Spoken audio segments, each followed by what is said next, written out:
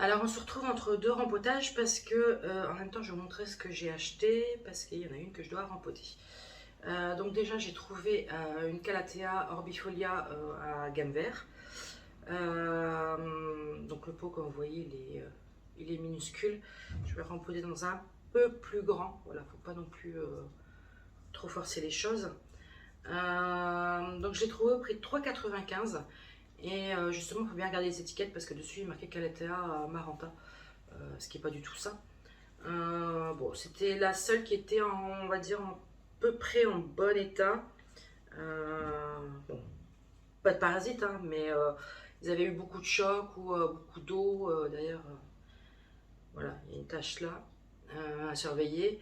Donc je me suis un peu renseignée sur elle et on m'a dit que ça pouvait être une diva ou là ça allait se passer super bien. Donc on verra ce que ça donne, mais j'espère que ça se passera super bien. On va voir ça, puis je vais la rempoter. Euh, Ensuite, j'ai trouvé aussi à gamme vert des oxalis. Parce que les miens ne sortent pas de terre. Je comprends pas. J'ai été voir les bulbes, ils sont bien. Je les arrose à peu près correctement. Donc, bon, par sécurité, j'ai préféré en reprendre. Parce que franchement, c'est une plante que j'adore, que j'ai depuis des années. Donc, j'en ai repris une. En plus, c'est celle que j'aime bien avec, vous savez, il y en a qui sont complètement violettes, il y en a qui sont un peu plus claires au centre et plus foncées sur l'extérieur. Bon, à 6,50 € quand même, voilà quoi, je pense qu'ils ne s'embêtent pas. Et par contre, ça c'était dans les petits prix cassés, donc c'est une oxalis aussi. Bon, je pense à fleur blanche. Faudra voir, bon, elle n'est pas en très très bon état. J'essaye de lui remonter un peu, on va dire, le moral. Donc oui, j'essaie de, entre deux, je lui enlève les feuilles fanées. On dirait que ça sort de terre, mais c'est pas encore ça. Donc on verra ce que ça donne. Bon, même si ça survit pas, c'est pas grave. Je les ai eu vraiment à prix réduit. Je crois que je les ai eu à 2 €. Donc on verra bien, sachant que j'ai reçu aussi autre chose. Il faudrait que je vous montre après. Et ensuite j'étais faire un tour à ID Stock. Euh, c'est le moment que les poubelles ont choisi pour passer. Donc comme je disais, je suis passée à ID Stock et tout à fait par hasard en fait, j'ai trouvé cet énorme pot ici en grès troué. Franchement il est magnifique, il est super lourd. Pour 12,50 €. Donc je sais pas, hauteur 22, largeur 32 et du coup il reste quoi, profondeur 32 je pense. Voilà, pour 12,50 €, franchement ça vaut le coup. Il y avait différentes tailles. Bon, les plus petits ils étaient beaux aussi, mais franchement j'ai pas trop de place non plus sur la terrasse. Voilà, maintenant c'est le balayage des rues qui passe. C'est ma journée.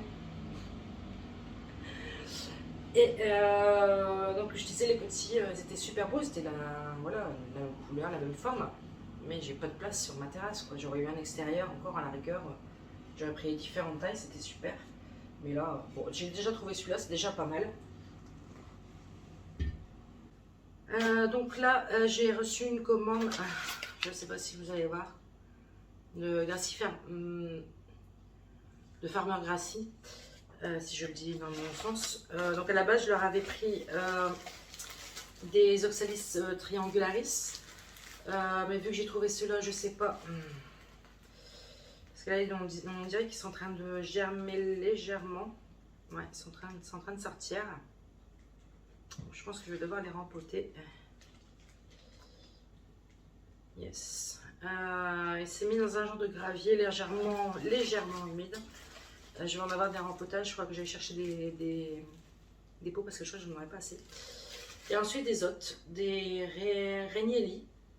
Donc c'est à peu près la même forme que les Oxalis en matière de bulbe.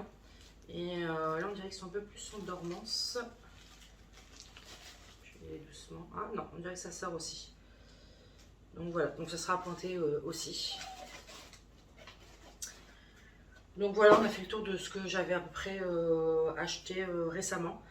Je vais me remettre au rempotage de l'orbifolia. Et puis je pense que Si j'ai un peu de courage et un peu de temps, c'est ça surtout le problème. C'est des fois que je manque de temps. Je vais faire les oxalis.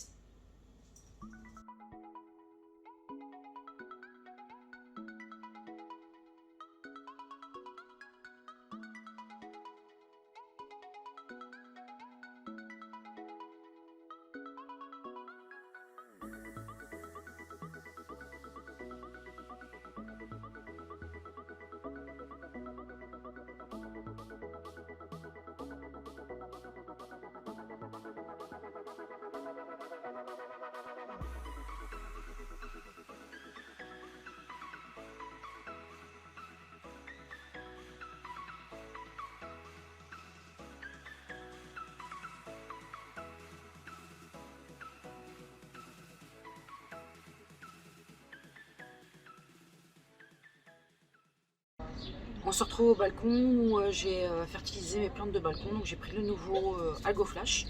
Je trouve plutôt pas mal. En plus la bouteille est à 90% recyclée et 100% recyclable. Donc je trouve ça plutôt pas mal. Le bouchon aussi est pas mal pour le dosage. Vous avez, je ne sais pas si vous allez voir d'écran, 1, 2, 3 pour mesurer.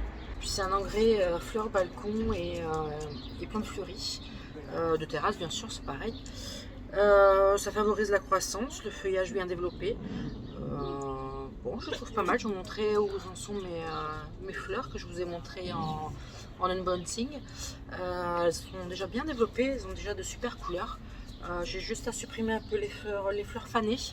Et puis ça y est, c'est parti quoi. Donc ça c'est l'ostéopornum jeune, donc tout vient de chez Vive le Végétal. Donc vous voyez, sa première fleur est déjà sortie. Franchement elle est magnifique, il pousse super bien. Donc là vous avez les deux ostéopornum, donc il y en a un qui s'est ouvert, le violet.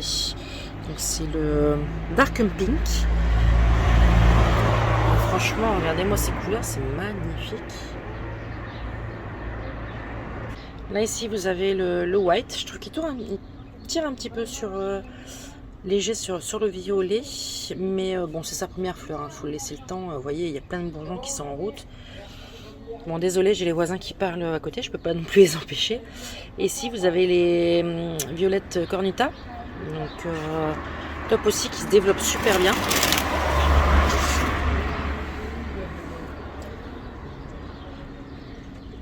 J'adore ce jaune intense, c'est magnifique, franchement. Et donc ici à côté vous avez la dernière jardinière que j'ai faite.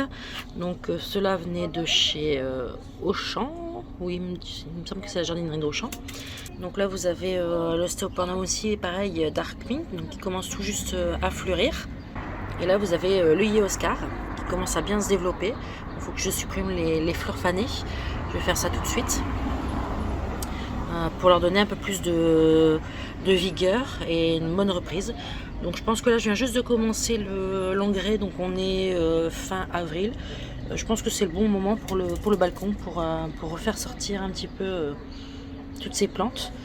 On verra ce que ça donne d'ici un mois, voir si elles se sont bien développées.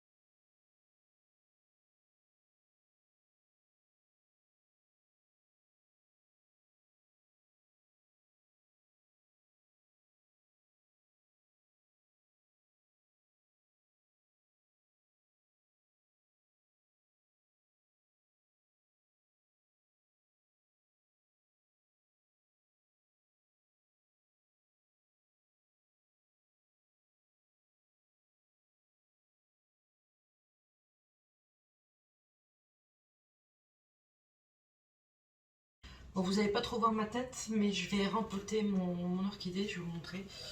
Son port est plus du tout correct.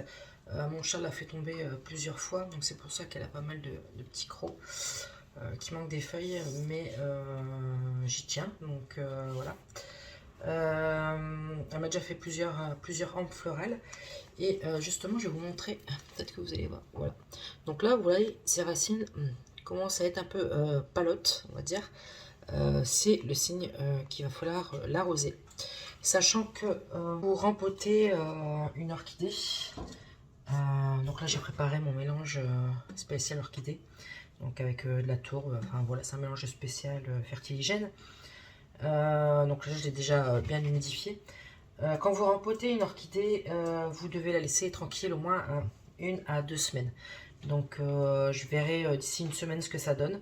Je pense que là je l'ai bien humidifié, donc ça devrait bien le faire. Donc là ce que je vais faire, c'est que je vais la dépoter. Et puis on va regarder ses racines pour voir si toutes ces racines vont bien. Voilà. Donc vous voyez, l'ensemble des racines sont à peu près saines. J'ai pas à en couper. Il n'y a pas de souci. Par contre, je ne sais pas si vous allez voir, voilà, ce petit morceau-là, c'est de la mousse. Donc là, je vais essayer de l'enlever. Si j'y arrive pas, je vais essayer de le couper avec un ciseau, mais délicatement. Et puis je vais la rempoter.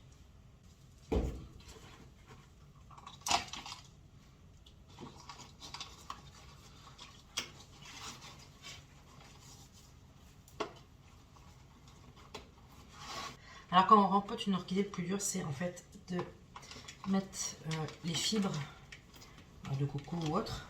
En fait, il faut les faire glisser à l'intérieur sans casser les racines. C'est ça le plus dur.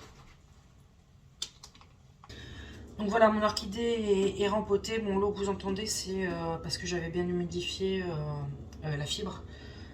Donc elle a déjà un port un peu plus droit. Et là, je vais la mettre de la façon qu'elle puisse aller vers la lumière et qu'elle pousse dans l'autre sens pour la remettre bien droite correctement. Donc là, je vais attendre 1 à 2 semaines, enfin au moins 1 semaine, pour regarder déjà si la fibre est bien sèche, si les racines vont bien. Et je ferai peut-être un bain d'ici là.